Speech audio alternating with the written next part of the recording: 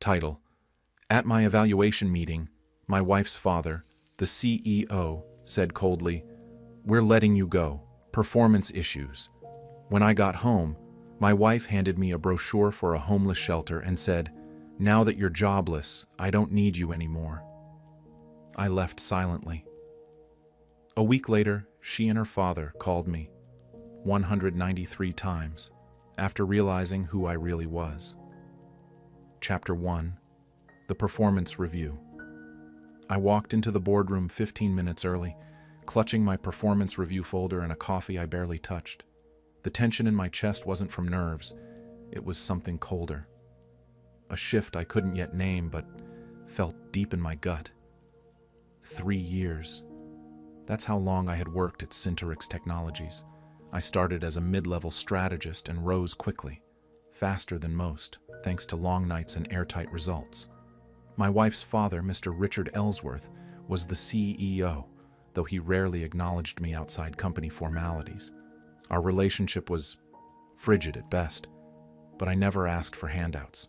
I earned my promotions on merit, or so I thought. The conference room was glossy and sterile, mahogany table, chrome chairs, and at the head of the table sat Richard, flanked by HR and 2 board members I didn't recognize. No smiles, no greetings, just that cold nod. "Take a seat," Richard said, flipping open a file without looking at me. I sat. "We'll make this quick," he continued. "After reviewing your last quarter, we've identified a series of performance issues. Missed objectives, budget inefficiencies, lack of innovation." I blinked. "Excuse me?" "We're letting you go," he said, emotionless. "Effective immediately."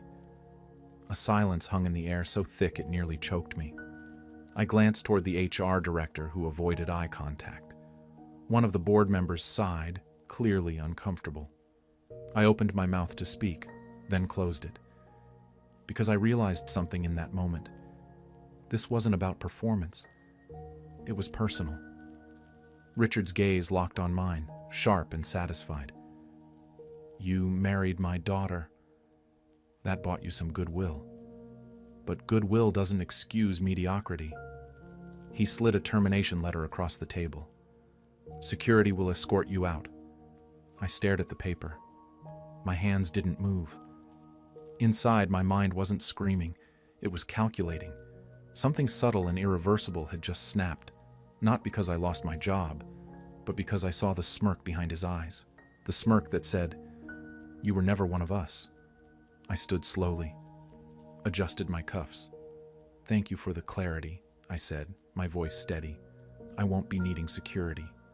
I walked out without touching the letter, but I wasn't going home defeated. I was going home to face my wife, and to start something they never expected. Chapter 2: The Brochure. The silence of the house greeted me when I got home that evening, cold, hollow, and unwelcoming. For years I'd imagined coming home to warmth, maybe a hug, maybe concern. But tonight the air felt like it belonged to someone else. My wife, Natalie, sat at the kitchen island sipping wine from a glass that probably cost more than the meal I skipped at lunch. She didn't even look up when I entered. Just a casual, "You're home early." "Yeah," I said quietly, setting down my briefcase. "The company decided to restructure." That got her attention. She looked up, not with worry, but with the kind of curiosity one has when watching a stranger drop a glass. "Wait," she said, lips curling. "You got fired?" I didn't answer. Her smirk widened. "I told Dad you were getting too comfortable. You should have taken his advice." My chest tightened. I wanted to ask, "You knew?" But something in her tone told me everything. She'd known. She'd probably helped plan it. She swirled her wine lazily, then reached into her designer tote and slid a folded brochure across the counter. "Here," she said coolly. "I figured you might need this." I unfolded it. A local homeless shelter. She didn't blink, didn't flinch. Her words landed like ice shards. "Now that you're jobless, I don't need you anymore." There it was, the final confirmation. The years of sacrifice, of carrying her through graduate school, of funding her startup ideas, the late nights, the steady loyalty, all reduced to a brochure and a smirk. I stood there, staring at her, feeling the room tilt slightly. But I didn't yell. I didn't break anything. Instead, I said softly, "Thank you, Natalie. You've made things much clearer." She raised an eyebrow. "You're not going to beg?" "No," I said, my voice eerily calm. "I don't beg. I just adjust." Her laugh followed me down the hallway as I went to pack my things. "Adjust all you want, Liam. But this is our house. Don't take anything that doesn't belong to you." I paused in the doorway of our bedroom, taking one last look at the space where my life used to be. Her reflection in the mirror smiled, sharp, satisfied. But she didn't know what I was thinking, that this house never really belonged to her, that the company she and her father ran didn't either, and that the man they thought they broke was only just beginning to rise. Chapter 3.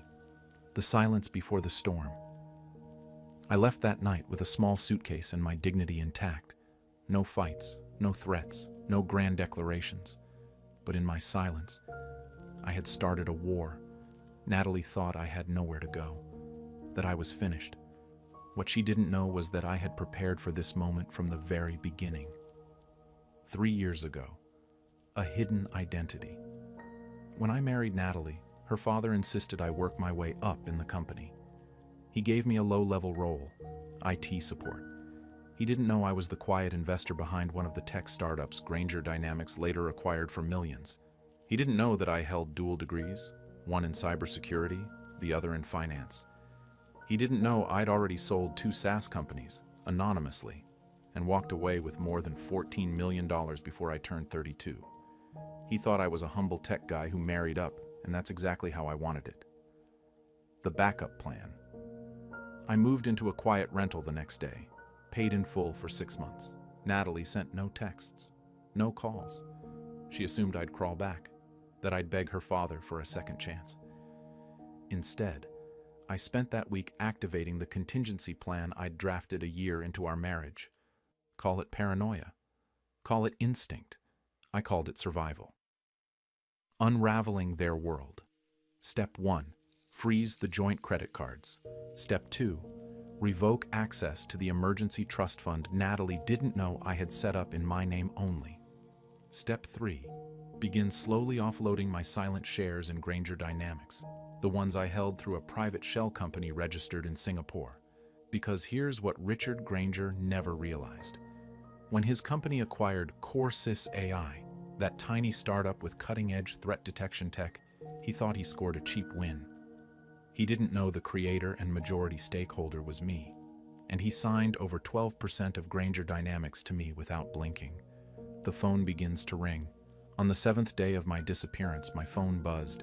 It was Natalie, then Richard, then both, again and again. 193 missed calls by the end of the day, because someone from the board had discovered the true owner of the now vacant shares being sold. And that person had just refused to renew the licensing rights that powered Grainger's newest government contract. Millions were at stake. Natalie's voice trembled on the voicemail. "Liam, please, we need to talk." But I didn't respond. Not yet. I wasn't done. Chapter 4. The Boardroom Betrayal. By the time Richard Grainger realized what was happening, it was already too late. He stormed into the boardroom at Grainger Dynamics like a man possessed, red-faced, shouting into his phone, flanked by a few of his yes-men, the same ones who used to snicker behind my back. But this time, they weren't laughing. Because the name on the schedule that morning, the name that had every shareholder seated promptly at 9 a.m., was mine. Liam Carter, listed as primary stakeholder and former strategic director of CoreSys AI, and I wasn't there to ask for anything. "Mr. Grainger, you're in my seat." I stood at the head of the table, calm, pressed suit, folder in hand. Richard froze as if he'd seen a ghost. The board looked between us, confused, until one of the older members, Catherine Lowell, cleared her throat. "Richard, the shares he sold back were Class B, the Class A voting shares. still active, and Majority held his jaw dropped, because he finally understood. While he had focused on numbers and titles, I had focused on leverage. He fired the man who could dismantle his company with a signature. The first move. I opened the folder. Item 1, I began, sliding a document across the table. Grainger Dynamics dependency on Corsys threat detection software exceeds 70%. As of midnight, that license expired. Gasps filled the room. Item 2. Richard Grainger failed to disclose that his daughter, Natalie, directly profited from the illegal repackaging and resale of proprietary software code. Eyes snapped toward him. Natalie had been skimming profits from side contracts, all routed through dummy accounts.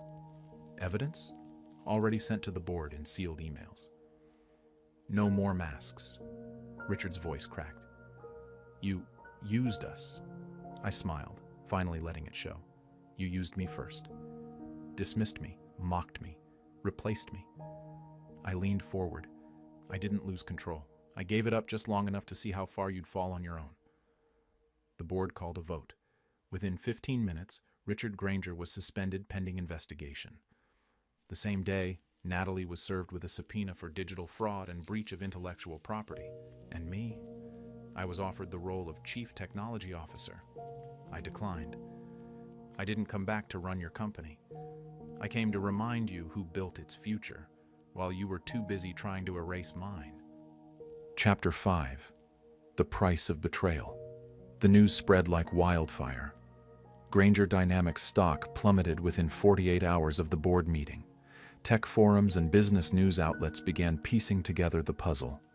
A massive internal fraud scheme, expired licenses, and a public power shift that left industry veterans stunned. But nothing was more brutal than what came next, not in boardrooms or headlines, but in the quiet fallout that tore personal lives apart. Natalie's fall from grace. Natalie's social media, once a gallery of curated luxury, vanished overnight. Sponsors dropped her. Friends distanced themselves. Her influencer deals dried up like spilled perfume. Even her mother, who had once proudly paraded her as the Grainger heiress, refused to answer her calls. Then came the civil lawsuit, filed by shareholders who had unknowingly invested during the peak of her financial misconduct. She reached out to me through a private message. Liam, please, tell them I wasn't the only one. I didn't mean to hurt you. I didn't respond. Because it wasn't just about her choices. It was about how easily she discarded the man who had built a life beside her. Richard's legacy dismantled. The Grainger name, once synonymous with prestige, became a case study in corporate arrogance. Richard tried to spin it as a misunderstanding, but the digital trail was undeniable. And in a final act of poetic justice, the Department of Justice opened a formal investigation into past government contracts awarded to Grainger Dynamics during Richard's tenure. Contracts I had originally negotiated. Turns out, they'd altered vendor records after I left. A federal audit was the nail in the coffin. My final move. I donated a portion of my settlement from the shareholder litigation to a scholarship fund, one focused on helping first-generation engineers and programmers. The fund was named after someone who had always believed in me, the Thomas Carter Initiative, after my late father, a carpenter who never learned to code but always told me I could build anything. I didn't need the fame, the credit, or the revenge to be loud. I just needed it to be complete. Natalie's message, weeks later. A voicemail, tearful and cracked. You never yelled. You never hit back. You just vanished. And that hurts more than anything. You were the real one, Liam. I see that now. I wish I had seen it before everything fell apart. I sat in my new office, not at Grainger Dynamics, but in a small startup I'd quietly invested in years ago. A place where the people were humble, the mission was real, and my name actually mattered. I didn't call back. Some lessons aren't meant to be shared. They're meant to be felt. Epilogue. The power of quiet revenge. There's a strange kind of silence that follows a storm, not of peace, but of realization. Natalie and Richard had built their identities on appearances, Polished dinners, luxury brands, boardroom prestige, and the illusion of control.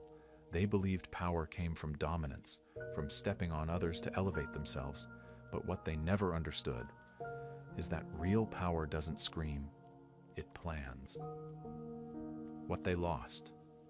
Natalie now works a mid-level job at a digital marketing firm, trying to rebuild a reputation that was shattered by betrayal and scandal. She drives a used sedan and rents a modest apartment, a far cry from her designer penthouse days. Richard retired early, not by choice. His name now lives on in legal case studies, a cautionary tale in MBA ethics courses. His so-called legacy erased with every new article about his corporate downfall. Their social circle? Gone. Their influence? Vaporized. Their pride? Turned to ash. What I gained. I didn't just regain my career, I reclaimed my dignity. I now mentor young engineers, invest in ethical startups, and quietly fund community tech programs that help underserved youth break into the world of innovation. I found purpose, not just profit, and most of all, I found peace in knowing I never had to become cruel to win. The lesson. If someone tries to dim your light so theirs shines brighter, let them. Then build a bonfire with every bridge they burned, and let them watch from the cold, because nothing haunts the selfish more than watching the one they betrayed thrive without them. Sometimes the best revenge isn't destroying someone, it's letting them destroy themselves while you rise. And rise I did. Was this revenge perfectly justified? Or should the storm have raged harder? Drop your verdict below. I read every single one. Hit like if you crave justice and share this story with someone who needs its fire. Subscribe to Lauren's story, because here, betrayals don't sleep. They hunt their owners. Every shadow hides a reckoning, every mask breaks, and every betrayal is answered. Stay sharp, stay unbroken, stay tuned.